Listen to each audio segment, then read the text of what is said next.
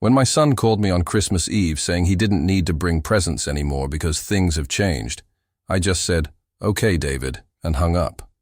He expected to find piles of boxes under the tree as usual, but this time, he received only silence. And that was just the beginning of my revenge. You know, you can't imagine what it's like to raise a child alone for 20 years, giving everything you have, and then discovering that you've become just an inconvenience in the perfect life he's built. But I'm going to tell you exactly how we got here, and most importantly, how I turned the tables. David has always been my pride and joy. After his mother died when he was 8, it was just the two of us against the world. I worked double shifts as an electrician, weekends, holidays, everything, so that he wouldn't lack anything. Private college, an apartment, a car when he graduated, a wedding with a party for 200 people that I paid for myself. For years, he came to our house every Christmas. It was our tradition. I'd make the turkey, he'd bring dessert, we'd watch games on TV and talk until late. Those were the moments that made all the sacrifice worthwhile. Family is everything, right?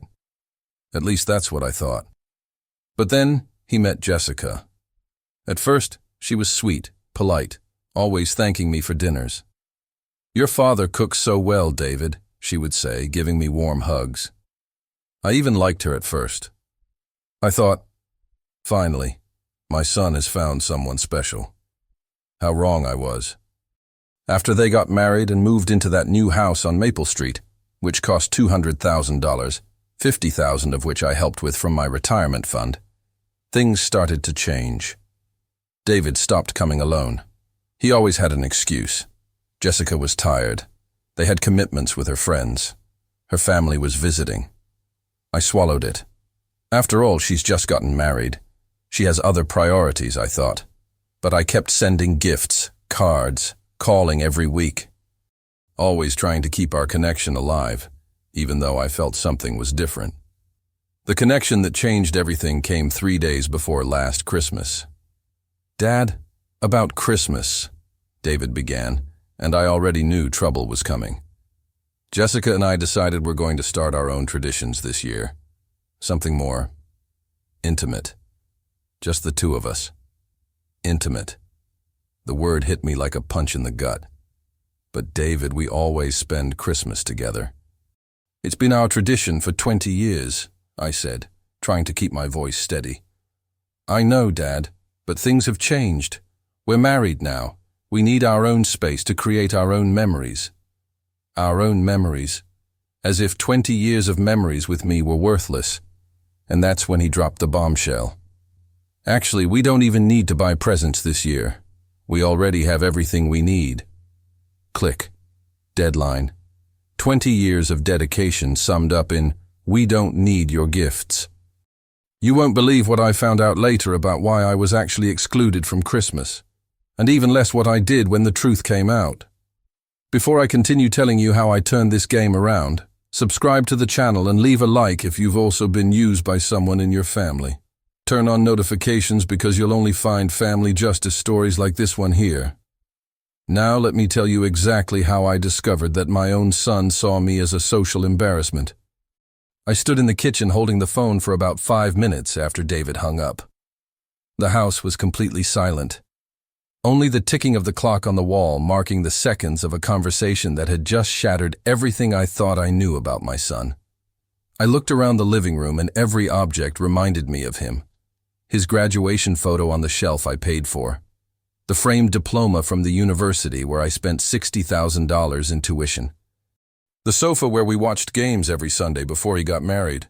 Everything bought with sweat, overtime, sacrifices that a father makes because he loves. And now, "We don't need your gifts." It wasn't about the gifts. It never was. It was about 20 years of being discarded as if I were an old piece of furniture that no longer matches the new decor. I got in my car and drove to Maple Street. Not to confront them, just to understand. Their house was all lit up, Christmas lights twinkling, a giant wreath on the door. Through the living room window, I saw David and Jessica decorating the tree, laughing, looking like the perfect couple. That was exactly it. Too perfect to include a 58-year-old widowed father who worked with his hands and didn't have a university degree. I sat there in the car for 15 minutes, watching the scene through the window. It was like watching a movie of a life I was no longer a part of. A life I had financed, but in which I was not welcome. That's when I saw Jessica pointing to the street. She saw me. She said something to David, who looked in my direction with an expression of irritation. Not surprise, not guilt. Irritation. As if I were a pushy salesman at their door. I sped off in the car and drove back home. But the image remained etched in my mind, my own son looking at me as if I were a problem. That night, I couldn't sleep. I stayed up going through photo albums, watching David grow up. His first tooth fell out, his first bicycle, his high school graduation, his wedding. In every photo, I was there. The present father, the father who spared no effort. And now, cut out of his life as if those 20 years were just an inconvenience. The next morning, I tried calling him, straight to voicemail. I texted, "David, can we talk?" I felt our call didn't end well. 2 hours later, a curt reply, "Dad, our decision is made." I hope you understand. Understand. As if it were something rational, as if cutting your father out of your life were just a practical adult decision. That's when it all clicked. It wasn't about creating new traditions. It was about eliminating myself from traditions. Jessica had gotten what she wanted, a husband without inconvenient family baggage. And David? My son, whom I raised alone, whom I comforted when he had nightmares, whom I taught to drive, whom I applauded when he graduated. He chose her. That night, sitting alone at the dinner table where David and I had spent hundreds of Christmases, I made the hardest decision of my life. If they wanted to treat me as if I were invisible, then that's exactly what I would be. But there's a difference between being invisible and being forgotten. They were about to learn that difference. Do you know what I did the next morning? I took all my boxes of financial documents and spread them all out on the kitchen table. 20 years of financial sacrifice staring back at me in the form of bank statements, receipts, and paid invoices. I started adding it all up.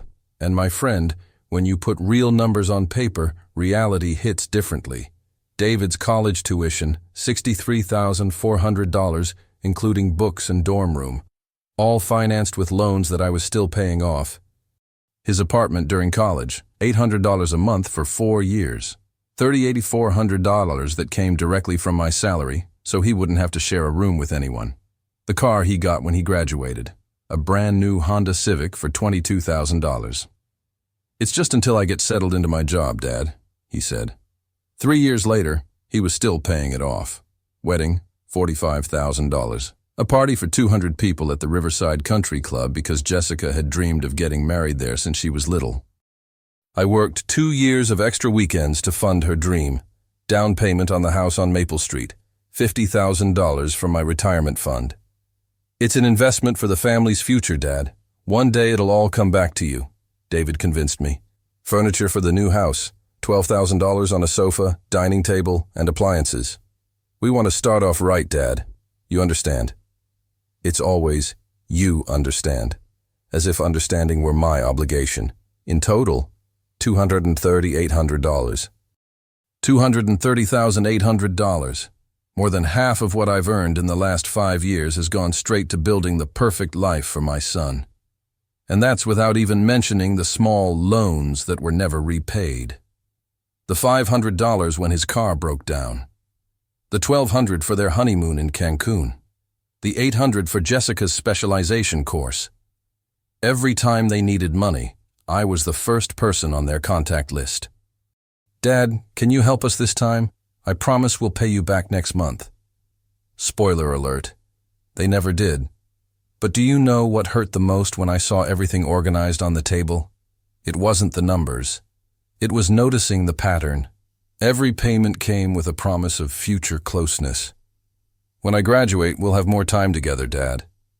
After the wedding, things will normalize. When we settle into our new house, you'll be the first guest."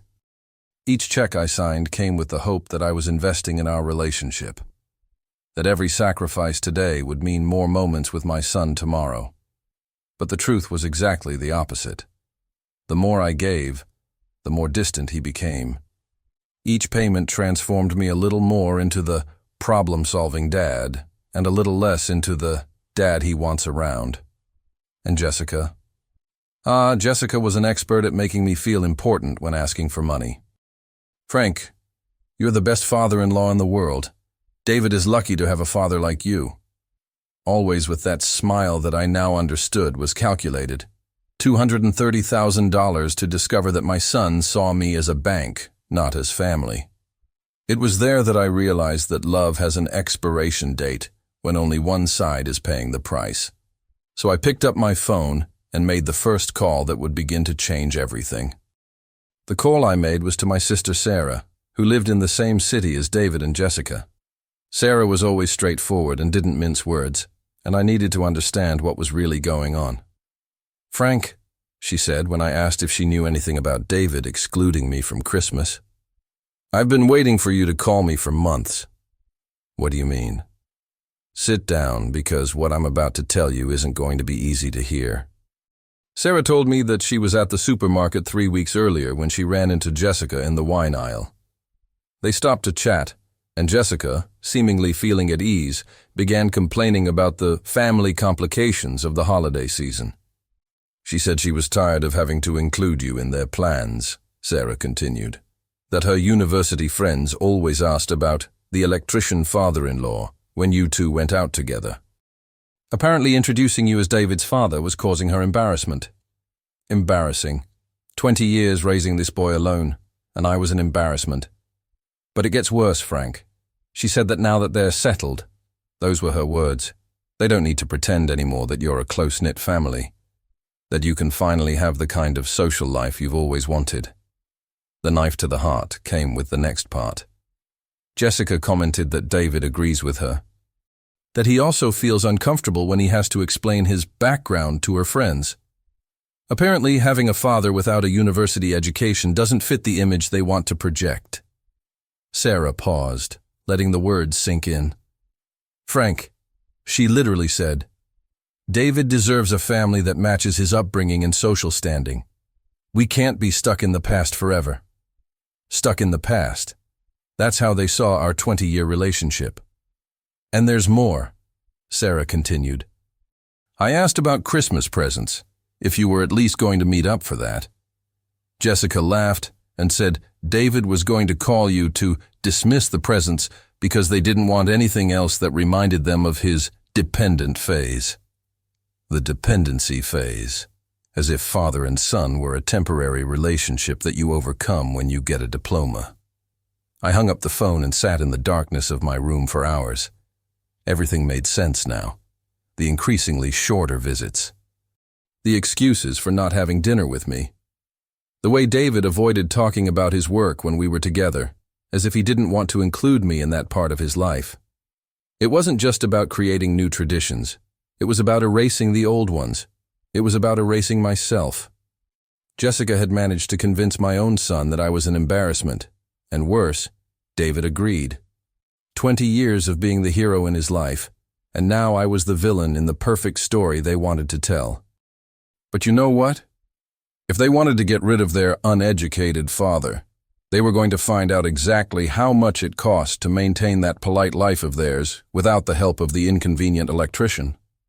Because, up until now, I had only been generous. They still didn't know what I was like when I stopped being generous. It was time for them to see this version.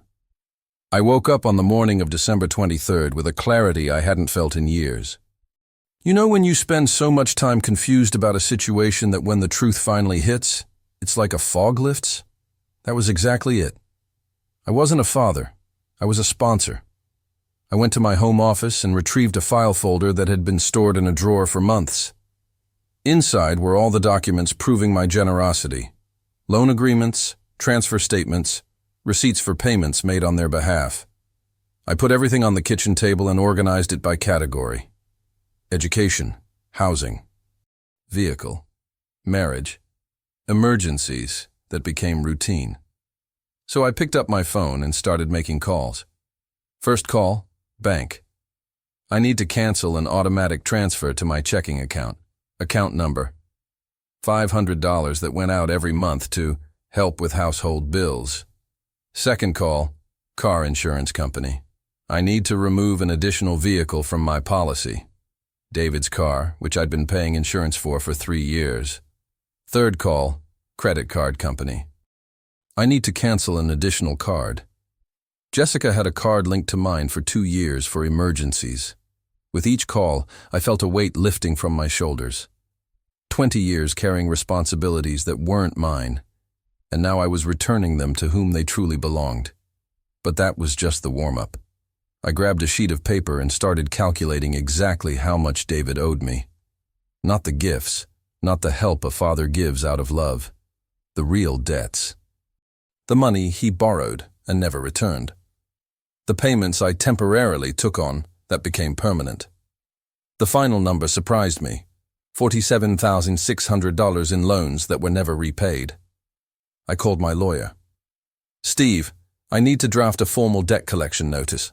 I have all the necessary documentation. Steve tried to dissuade me. Frank, are you sure? He's your son. These family things can get complicated. Steve, I replied, family doesn't exclude me from Christmas after I've supported them for 20 years. What I have now is a debtor who no longer wants to have contact with me. While Steve prepared the documents, I organized my strategy. It wasn't going to be an aggressive demand. It was going to be polite, formal, and irrefutable. David always prided himself on being professional. Now he was going to deal with me professionally. I wrote a simple letter. David, given that our family relationship has ended by your choice, I need to formalize outstanding financial matters between us. Attached is documentation of outstanding loans totaling $47,600. Deadline for negotiation, 30 days. I have attached a copy of each loan, each transfer, each payment made with a promise of repayment. But the most important piece of my strategy was yet to come. David and Jessica didn't know it, but I knew people at the company where he worked. The accountant at the construction site where I work handled their payroll. A casual conversation confirmed to me that David earned well, but spent almost everything. Without my monthly help, they would feel the impact immediately. And Jessica? I found out she hadn't been working for 6 months. Focusing on personal projects, according to her social media. Personal projects funded by the $500 a month I sent. It was time for them to find out how much it cost to maintain that standard of living without the inconvenient electrician. I sealed the envelope with the invoice and mailed it. Delivery deadline, December 26th, 2 days after Christmas, which I wasn't invited to. They wanted new traditions. They had just gained one. On December 24th, Christmas Eve, my phone rang at 10 a.m. David. For the first time in 2 weeks. I answered on the third ring, curious to see what he wanted after excluding me from his life. Hi, Dad. His voice sounded forcedly casual. How are you? I'm fine, David. Is there anything you need? A pause. Actually, yes. We had a little problem here. Jessica's car broke down yesterday, and the mechanic said it will take a few days to get the part. Could you lend her your pickup truck so she can go get the ingredients for tonight's dinner? The audacity left me speechless for a few seconds. The guy excludes me from Christmas, treats me with embarrassment, and now wants me to lend him my car for a party I can't attend. David, are you asking me to lend my pickup truck to Jessica? Just for today, Dad. You're not even going to use it anyway, are you? It's Christmas Eve. Everything's closed, and it would be a huge help to us. For us. As if we were still a team. And where are you going to use that pickup truck? Jessica needs to pick up some things at the premium market downtown, then at the wine shop on Oak Avenue, and she has to pick up the dessert she ordered from the French pastry shop. Each place he mentioned cost twice as much as a regular supermarket. Jessica was going to use my pickup truck to buy expensive ingredients for a party I couldn't attend, paid for with money I wasn't sending anymore. David, I said calmly, let me understand. You've decided I'm no longer welcome in the family, but my pickup truck still is. Dad, it's not like that. It's just that, look, it's complicated to explain over the phone. Then explain it in person. Come here and get the key. Silence. Actually, I can't go out right now. Jessica is waiting. She has to get everything ready for tonight, you understand? I understand perfectly. You don't have time to see me, but you need my car. Dad, please. Just this once. Jessica is stressed with all the preparations. Jessica was stressed. The same Jessica who considered me a social embarrassment was stressed and needed the embarrassment's help. David, answer me this. If I lend you the car, will you invite me to dinner? Another long silence. Dad, you know the situation is complicated. The situation is complicated for including me in Christmas, but simple for using my things. Is that it? That's not how it works, Dad. So how is it, David? Look, we can talk properly about all this after the holidays. Right now, I just need to sort out this car problem. After the holidays? Always after, whenever it was convenient for him. David, the answer is no. What do you mean, no? I'm not lending you my pickup truck. You're independent adults now, remember? Solve your problems like independent adults. Dad, that's ridiculous. It's just a car. And there it was. His true personality showing when he didn't get what he wanted. It was ridiculous that I raised you for 20 years only to be treated like a bank, David. It was ridiculous that I financed your entire life only to be excluded from it when you no longer need me. You're exaggerating, Dad. Am I right? Then explain to me why I can't go on Christmas but my pickup truck can. I hung up on him. 5 minutes later, a message. Dad, please, we need to resolve this. I didn't reply. If they wanted to resolve it, they knew where to find me. But now, they had to come to me. And I wasn't going to make it easy for them. After I hung up on David, I did something I hadn't done in years. I smiled for real. For the first time in a long time, I had said no to him. And it was liberating. I got in my pickup truck and drove to Home Depot. I bought paint to paint my room, something I'd been putting off for months because David always had some emergency that consumed my extra money. On the way back, I stopped at the coffee shop on Main Street and ordered a cappuccino. $5 that I would normally save because every penny counted when I was supporting 2 households. I sat at the table near the window and watched the families passing by on the street, laden with last-minute gifts. Parents running after their children, grandparents holding their grandchildren's hands, people who clearly wanted to be together. My phone wouldn't stop ringing. David, Jessica, David again. I let it ring. At 2 p.m., the doorbell rang at my house. I looked out the window and saw Jessica standing in my doorway, alone, with an expression that mixed anger and despair. I opened the door, but I didn't invite her in. Frank, she began, forcing a smile. I think there was a misunderstanding with David earlier today. There was no misunderstanding, Jessica. He asked for my car, and I said no. But we really need it. My parents are coming from out of town especially for today, and I promised them a special dinner. His parents, the people to whom I wasn't presentable enough, but my car was. Jessica, where is David? He's finishing up some preparations at home. So he sent you here alone to convince me. Her smile faltered. Frank, I know things have been strange lately, but we're family. Family helps each other out. Family helps each other, I repeated. Family also invites each other for Christmas. Look, about that. She began to switch to the explanatory mode I knew so well. The same tone she used when she needed money. David and I talked, and maybe next year we can arrange something different. Maybe. Next year. Always those vague words when she wanted something from me in the present. Jessica, answer me this. Why do you think you can use me when you need me, but discard me when you don't? That's not how it works, Frank. So how is it? Explain it to me. She sighed, and for a moment I saw the real Jessica emerge. Frank, you have to understand our position. David is building a career. I'm trying to establish myself socially. It's complicated when what? When people ask questions about the family, There it was, the truth finally coming out. What kind of questions, Jessica? You know, about backgrounds, education, professions. And wouldn't an electrician be a suitable answer? It's not that. That's exactly it. You're ashamed of me, but you're not ashamed of my money. Her disguise completely fell apart. Frank, be reasonable. You can understand our situation without making a drama out of it. Of course I can. And you can understand my point. I'm not lending you anything. Not today, not ever again. You can't be serious. I've never been more serious in my life. I slammed the door in her face and locked it. From outside I heard her calling David, her voice getting louder and louder. He said no. Your father is being completely irrational. Irrational. That's how they saw me when I stopped doing what they wanted. I went back to my cappuccino, which was still warm.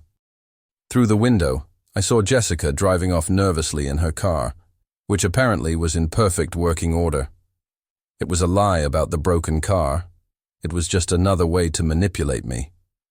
And it was at that moment that I decided they still didn't know what I was capable of when I truly stopped being nice. At 7 p.m. on the 24th, I was watching TV peacefully when 3 cars stopped in front of my house. David, Jessica, and an older couple I'd never seen before. Probably her parents, who were too polite to meet an electrician. David began banging forcefully on the door. It was no longer the polite knocking of someone asking for a favor. "Dad, open the door. We need to talk." I opened the door and was met by 4 visibly angry people. Jessica was red with rage. David looked desperate, and the older couple stared at me as if I were some kind of wild animal. "David, lower your voice. This is my house." "Dad, what's going on with you? Jessica came here today. You were rude to her, and now you're not answering our calls anymore."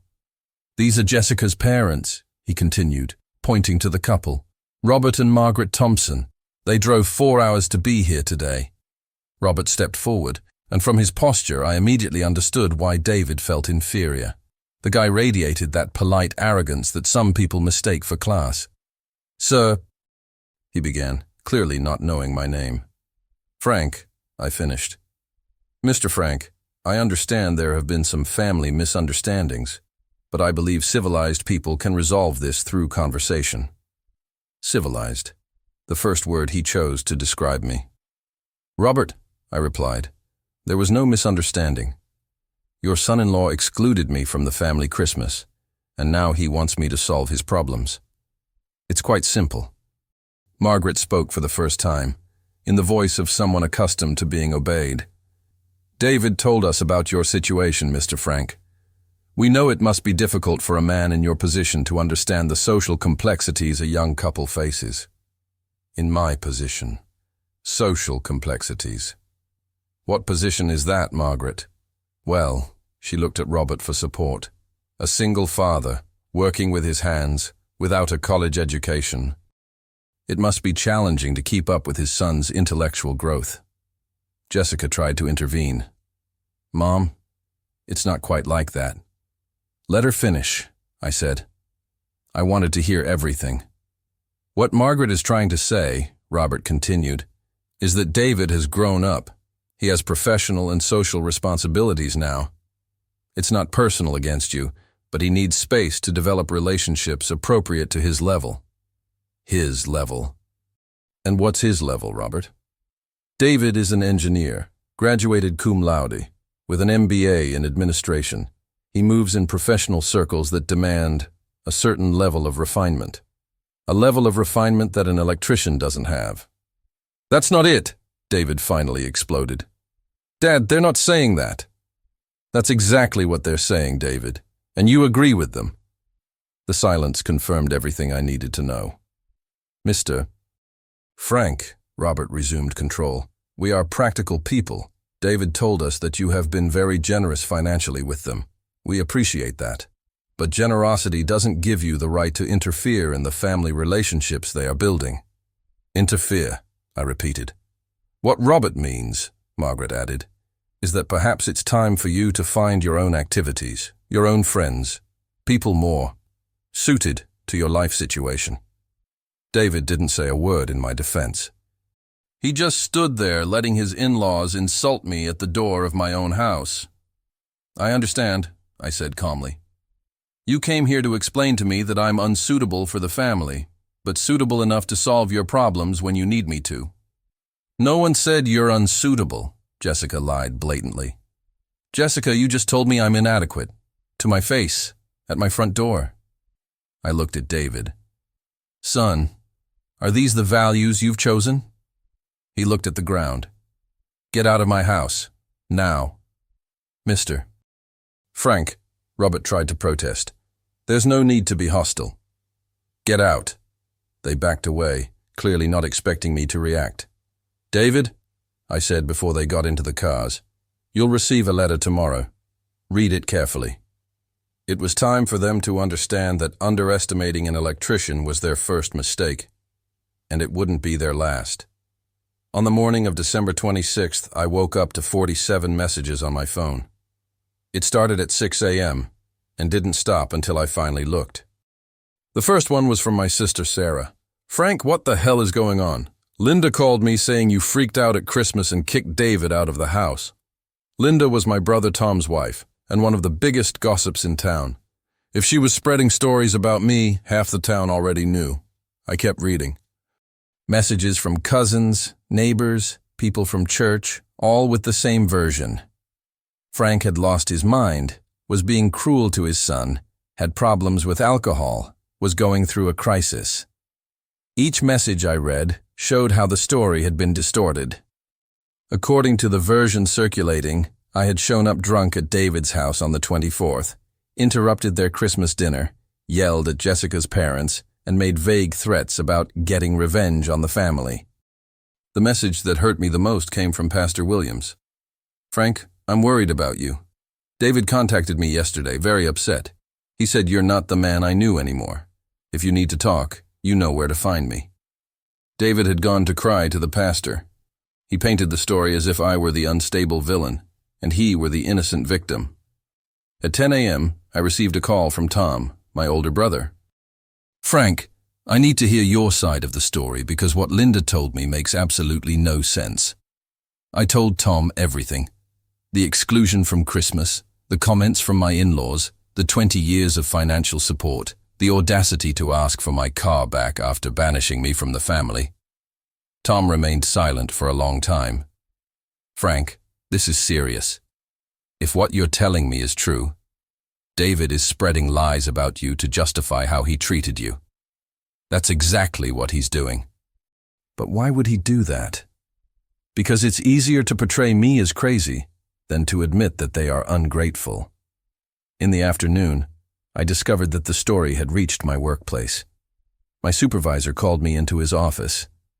Frank, I received some strange calls today. Someone was asking if you were okay, if you had a drinking problem, if you were being aggressive with your family. What kind of person calls my work asking these things? I don't know. He said he was a friend of the family and was concerned. But Frank, I need to ask you directly. Is everything all right at home? I had to sit there and explain to my boss that I wasn't an alcoholic, I wasn't violent, and that I was being slandered by my own son. This made me understand their strategy. David wasn't just excluding me from his life. He was destroying my reputation so that when the truth came out, no one would believe me. It was psychological warfare, and they had started it first. That night I went to the supermarket and noticed the stares, people whispering, watching me from afar, clearly talking about me. In the checkout line, I overheard two women commenting, "That's Frank, the one who kicked his son out of the house at Christmas. They say he has mental problems." Mental health issues. That's how they explained a father who finally stopped tolerating disrespect. When I got home, I picked up my phone and called Steve, my lawyer. "Steve, besides collecting the debt, I'm going to need something else. They're spreading slander about me." "Frank, slander is hard to prove." "Steve, they're saying I'm an alcoholic and violent. They're calling my work. This is no longer a family matter. It's a legal matter. If they wanted to play dirty, They were going to find out that an electrician learns to deal with things more dangerous than spoiled kids and their arrogant in-laws. War had been declared, and they had just given me all the weapons I needed. On December 27th, instead of staying home feeling sorry for myself, I went out to gather ammunition. If David wanted information warfare, he was going to get information warfare. But this time with facts. First stop, the land registry office. I paid $15 to get a copy of the deed to David's house. I wanted official documentation showing that I had financed the down payment. Second stop, the bank where I took out the down payment loan. I requested a complete record of all transactions related to the loan, including where the money was transferred. Third stop, the university where David studied. I spoke with the finance officer and discovered something interesting. Half of the tuition fees had been paid directly from my account, the other half from student loans that were in his name, but I was the guarantor. Fourth stop, the dealership where we bought his car. The salesman still worked there and remembered me. "Of course, Mr. Frank. You paid cash for the $22,000 Honda. We rarely see cash payments these days." In one afternoon, I had compiled a complete dossier of my generosity.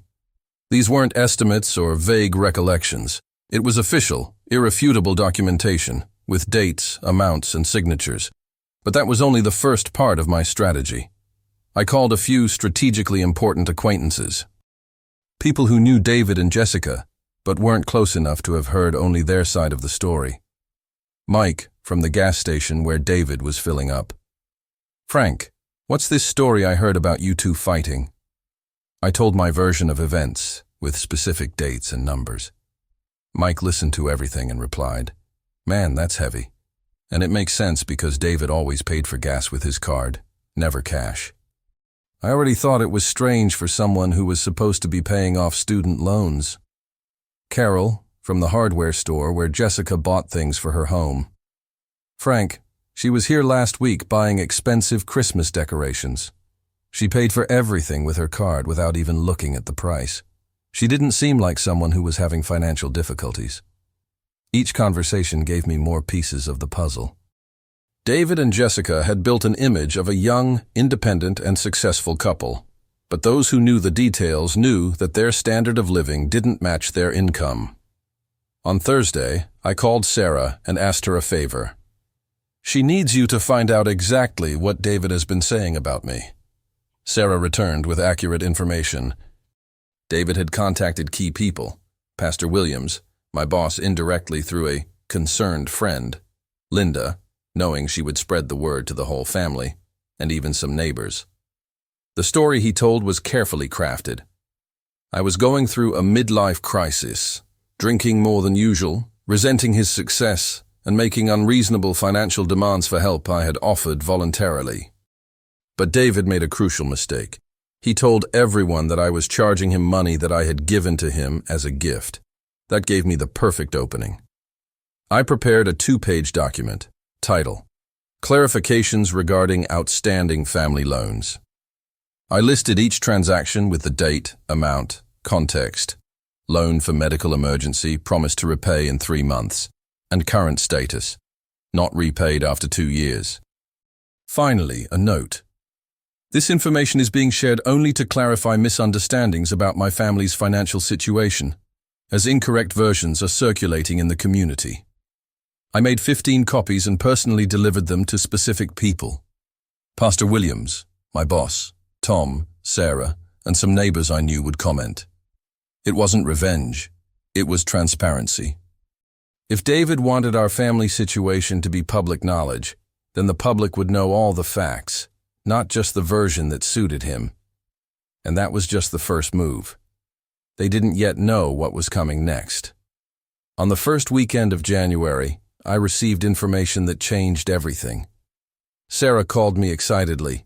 "Frank, I just found out something you need to know." What it was? David and Jessica are planning a housewarming party for January 30th. Jessica posted on Facebook inviting half the world. Apparently, they're going to show off their new house to all their friends and family.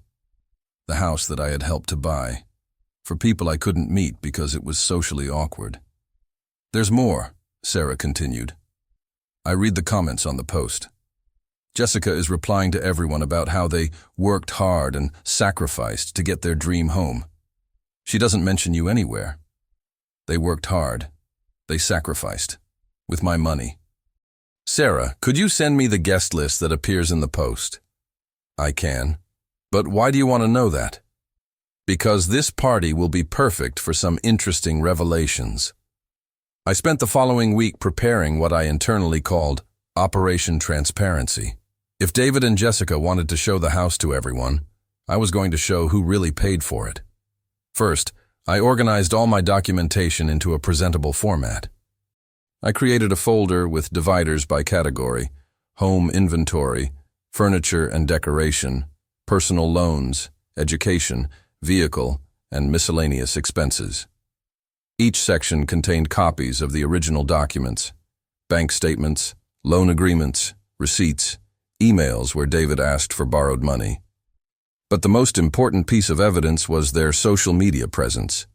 Posts from Jessica showing expensive purchases during periods when I was covering their basic bills. Photos of expensive trips while I was paying off their car loan. Check-ins at upscale restaurants while they were asking me for temporary help with the bills. I created a visual timeline showing the correlation between my loans, assistance, and the luxurious lifestyle they posted online. I made 20 copies of all the material. Each folder had a note on the front. Financial documentation related to the acquisition and maintenance of David and Jessica Flores' residence, January 2019 to December 2023. On the Saturday before the party, I did one last check. I drove to their neighborhood and observed the preparations: a catering company unloading expensive food, a florist delivering pricey arrangements, a sound company setting up professional equipment. Where was all that money paid for? It wasn't David's junior engineer salary, I knew that. I called their bank, the same one I used, and a casual conversation with the manager I knew revealed valuable information. Frank, you used to be a guarantor for some of your son's accounts, right? But lately the account is always overdrawn without your transfers. In the red. They were spending money they didn't have to throw a party and impress people with a lifestyle I was funding. It was perfect irony. The night before the party, I reviewed my plan one last time. It wasn't going to be confrontation. It was going to be public education. All those people David and Jessica wanted to impress were going to find out exactly how that impressive life was possible. I picked out my best formal outfit, a blue suit I'd bought for their wedding, ironically, and prepared a 2-sentence speech that was going to change everything. They wanted an opening party. They were going to have an opening of the truth. The only question that remained was, what would their reaction be when they discovered that the awkward electrician knew how to play social chess better than they imagined? At 7:30 p.m. on January 30th, I parked my pickup truck a block before David's house. I didn't want them to see me arriving and have time to prepare some kind of strategy. I walked to the house, carrying my briefcase in one hand and a $50 bottle of wine in the other. After all, I'm well-mannered. When you arrive at a housewarming party, you bring a gift for the hosts. The house was lit up, music was playing, and there were about 20 cars on the street. Through the window, I could see well-dressed people chatting, holding glasses of wine, exactly the kind of social event David and Jessica wanted to host. I rang the doorbell and waited. Jessica came to answer, and when she saw me, her usual friendly smile froze on her face. "Frank," she said, clearly panicked. We don't—" "I wasn't invited," I added. "I know, but I thought I should come anyway. I brought a bottle of wine to celebrate the new house." I held out the bottle to her, urging her to take it. It's a 2018 Cabernet. I read online that it pairs well with special occasions. David appeared behind her, coming quickly when he recognized my voice. "Dad, what are you doing here?" "I came to meet your friends, son. Jessica always talked about how interesting and well-mannered they are. I thought it was time for me to mingle with their social circles." The couple exchanged panicked glances. They had spent weeks telling these people how independent and successful they were. The electrician father's presence was not part of the evening's plan. "Dad, look," David began in a low voice. "Maybe it's not the best night. There are a lot of people you don't know." "Perfect," I replied in a normal voice, loud enough for a few people nearby to hear. "I love meeting new people, especially people who appreciate this beautiful house you've acquired." Jessica tried to block my entrance. "Frank, actually, the party is practically over." I looked inside. The party was clearly in full swing, people laughing, chatting, lively music. "It looks pretty lively to me. May I come in?" It wasn't really a question. I stepped inside, forcing Jessica to step back. "Wow, this decoration is really beautiful. Jessica, you have excellent taste." Some people nearby turned around, curious to meet the newcomer. David had no choice but to introduce me. "Guys, this is my dad, Frank." "Nice to meet you," I said, extending my hand to greet them. David talks so much about his friends. I'm curious to meet the people who appreciate the work he and Jessica have done in this house. A man in an expensive suit replied, "It's truly impressive what they've achieved at their age. You must be proud to see your son so well established." "I'm incredibly proud," I replied, smiling. "I followed every step of the process of acquiring this house, from the very first moment they decided to buy it." David became visibly nervous. "Dad, let's get you something to drink." What a great idea. But first, I held up my folder. I brought some old photos to show my friends. "Documentation of the journey until you got this wonderful house." The blood drained from Jessica's face. "Frank," she murmured, "I don't think—" "Don't worry," I replied calmly. "They're just some interesting memories. I'm sure your friends will appreciate the story of how you got here." And it was at that moment that David understood that I hadn't come to greet him. I had come to reveal something. The game had just begun, and for the first time in years, I was holding all the cards. "May I have your attention for a minute?" I said, raising my voice just enough to interrupt the conversation in the room. "I wanted to share a story about this beautiful house we're celebrating today." David tried to interrupt me. "Dad, I don't think—" "It's an inspiring story about perseverance, family, and how dreams come true," I continued, completely ignoring him. "You'll like it." About 15 people approached, curious. Jessica was paralyzed, David red with nervousness. I opened my folder and took out the first section of documents. This story began in March 2022, when David and Jessica decided they wanted to buy a house. A young couple, big dreams, but like many young people, little savings. I held up the first document. "This is the loan I took out against my house to put down the $50,000 deposit. You can see here the date, the amount, and where the money was transferred." I passed the paper to the person closest to me, who looked at it and passed it to the next person. A murmur of surprise began to circulate. "But the down payment was just the beginning," I continued, pulling out more documents. "Because an empty house isn't very flattering for a young couple who want to impress, right? So then came the furniture." I showed them receipts for the living room, the kitchen, and the bedroom. $12,000 worth of furniture. "All paid for by yours truly, because family helps family, right?" David tried again. "Dad, please." "Oh, and I can't forget the kitchen," I said, pulling out more receipts. Jessica had a specific dream, a gourmet kitchen, stainless steel appliances, granite countertops, the whole package, $18,000, also courtesy of Dad. People were looking at the documents, whispering amongst themselves. The expression of admiration for David and Jessica was changing into something very different. "And of course," I continued, "young couple needs a reliable car. Honda Civic 2022, $22,000. Paid cash by, guess who?" A woman in the group said, "So you paid for all of this for them?" "All that and more," I replied. "For 2 years, a monthly transfer of $500 to help with the bills." Because even with an engineer's salary, maintaining this standard of living is expensive, right, David? I obtained bank statements showing the monthly transfers. You can see here, $500 every 15th of the month, religiously for 24 months. A man in the group asked David directly, "Dude, didn't you tell me you saved up to buy this house?" David was speechless. Jessica tried to salvage the situation. "Frank, I don't think people need to know the financial details."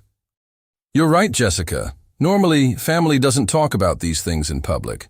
But you decided that our family relationship was no longer appropriate for your social circle."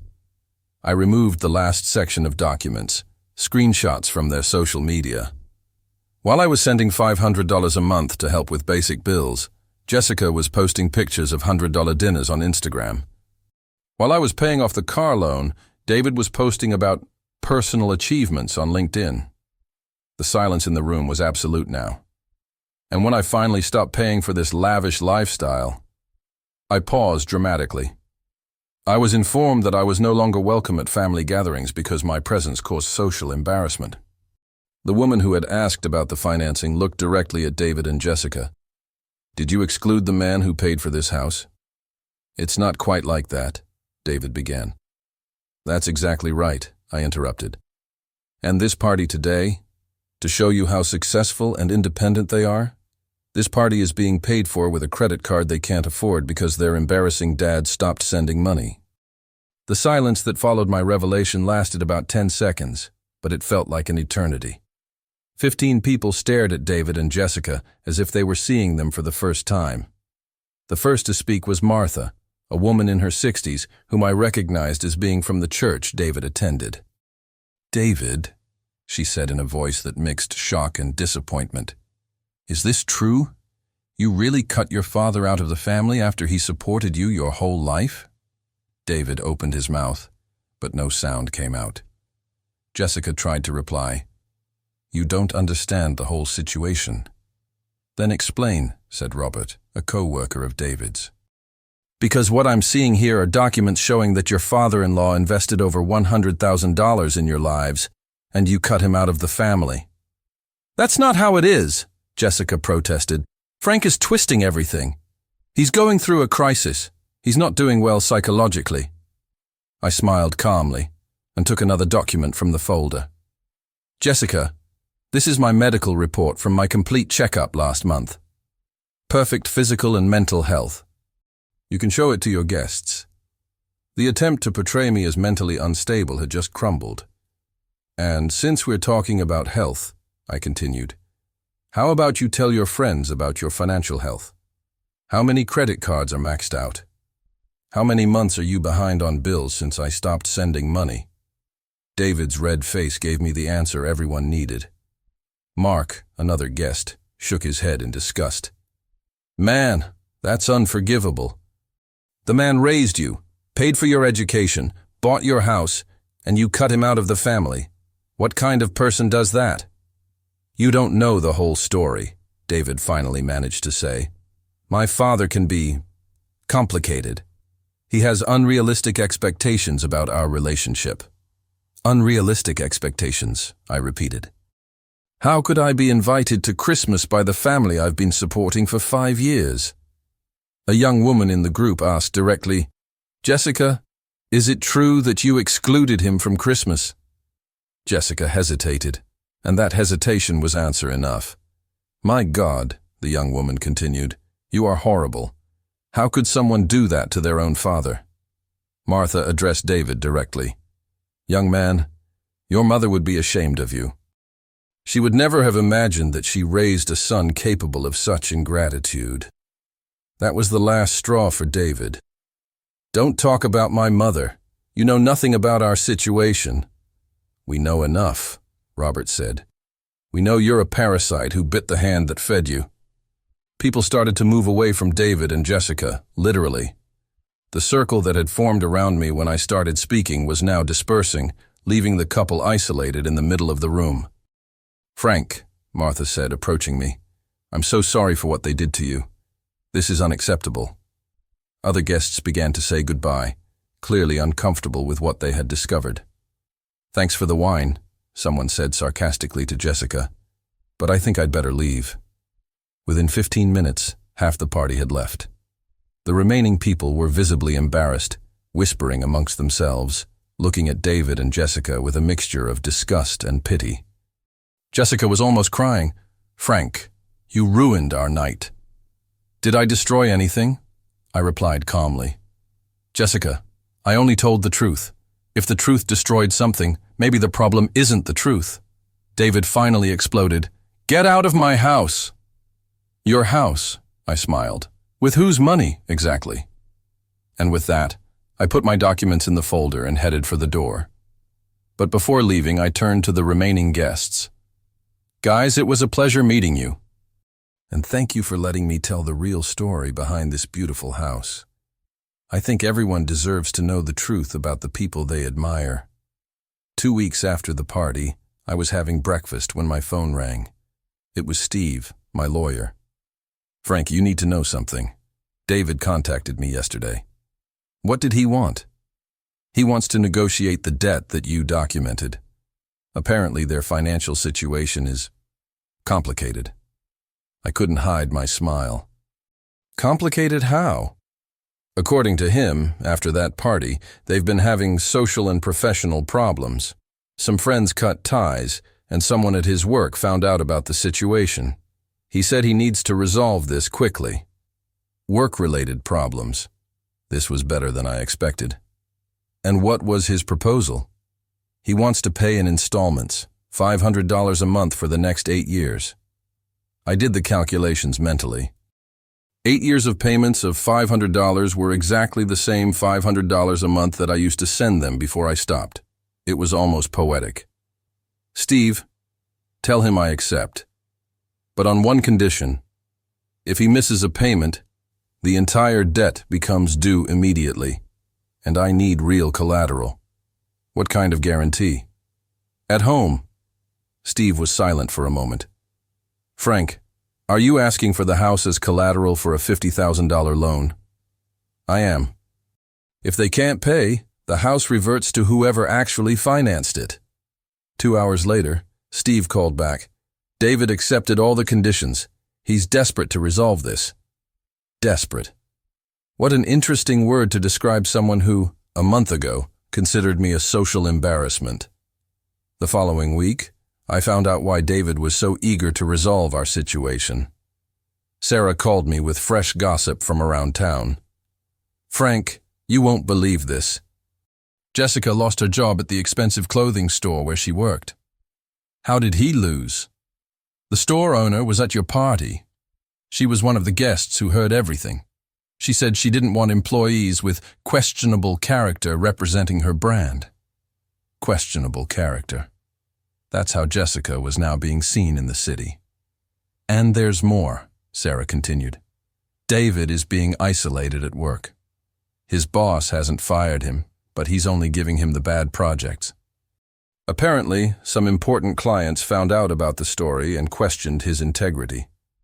His integrity. 20 years of paternal sacrifice summed up in questions about integrity. "Sarah, how did you find out all this?" "Linda told me. And Linda found out because the story spread all over town. Everyone is talking about the young couple who betrayed the father who supported them financially. So that was it." In 2 weeks, David and Jessica had gone from an admired young couple to social outcasts. The whole town knew about their ingratitude. At the end of the month, I received the first payment, exactly $500 deposited on time. Along with the deposit, a message. "Dad, payment up to date. I hope we can talk soon." I looked at the bank statement. The same $500 I used to send them were now coming back to me. The difference was that before I sent them out of love, now they paid out of obligation. And that difference made all the difference in the world. Because now they understood the true value of what I had given them all these years. It wasn't just money.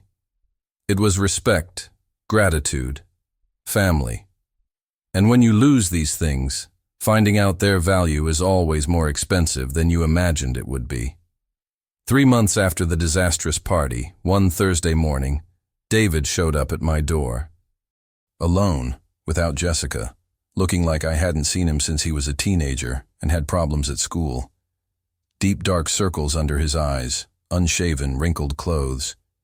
He was no longer the successful and confident engineer. He was my broken son. "Hi, Dad," he said when I opened the door. His voice was weak, almost a whisper. "David, is there a problem with this month's payment?" "No, Dad. The payment is up to date. Can I come in? I need to talk to you." I hesitated for a moment but moved aside to let him pass. David sat on the same sofa where, years ago, he used to borrow money from me, promising it was only temporary. "Dad," he began, looking at his own hands. "I messed everything up." I didn't reply. After months of being portrayed as crazy and problematic, I wanted to hear everything he had to say. "Jessica left me last week," he continued. "She said she can't take the social pressure anymore. That her life turned into hell after that night. And she's right, Dad. Their lives have become a living hell. I'm being isolated at work. We've lost almost all our friends. The neighbors look at me like I'm trash. Everyone in town knows the story." David looked up at me for the first time. "Dad, I never imagined it would be like this. I thought you'd just accept being cut out of our lives and that's it." "And why did you think that?" "Because," he hesitated, "because Jessica convinced me that you were too dependent on me. That it was unhealthy for a 60-year-old father to need his son so much. That you needed to find your own life. Jessica had painted my paternal love as an illness, my devotion as dependence. David, did you believe her?" "I wanted to believe you, Dad. It was easier than admitting I was being ungrateful. It was more comfortable to think the problem was you being clingy, not me being a terrible son." He started to cry. Not the manipulative crying I'd seen him do when he wanted something as a child. It was the crying of a man who had lost everything and finally understood why. "Dad, I know I don't deserve forgiveness. I know I can't undo what I did. But I need to tell you something I've never told you before." "What?" "Thank you. For everything. For the 20 years you raised me alone. For college. For never letting me lack anything. For continuing to help me even after I got married. For being the father I never knew how to appreciate." David wiped his eyes with his hands. "Dad, you were perfect. The problem was never you. It was always me." "David," I said calmly, "are you asking for forgiveness? Or are you asking me to start supporting your life again?" The question caught him off guard. I'm sorry, Dad. Just sorry. I don't expect you to help me financially again. I know I've lost that right. And if I forgive you, what changes?" "Nothing," he replied honestly. "You don't owe me anything, Father. I owe you everything. If you forgive me, it will only be generosity on your part, because I don't deserve it." I looked at my son. I really looked at him. For the first time in years. Beneath the selfish man he had become, there was still the boy I raised, who lost his mother early, who grew up having only me as a role model.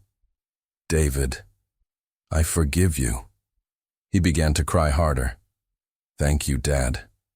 Thank you so much. But forgiving doesn't mean forgetting. And it doesn't mean going back to the way things were before." He nodded. "I know, Dad. I know I've ruined our relationship forever.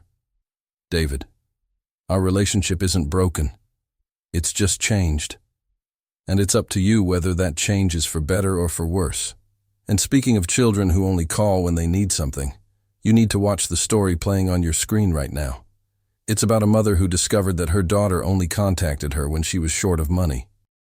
At Christmas, when her daughter called asking for help, the mother simply hung up on her. What happened next will leave you speechless. Click here and discover how this courageous mother taught her daughter a lesson she never forgot. I guarantee you'll relate to this story too.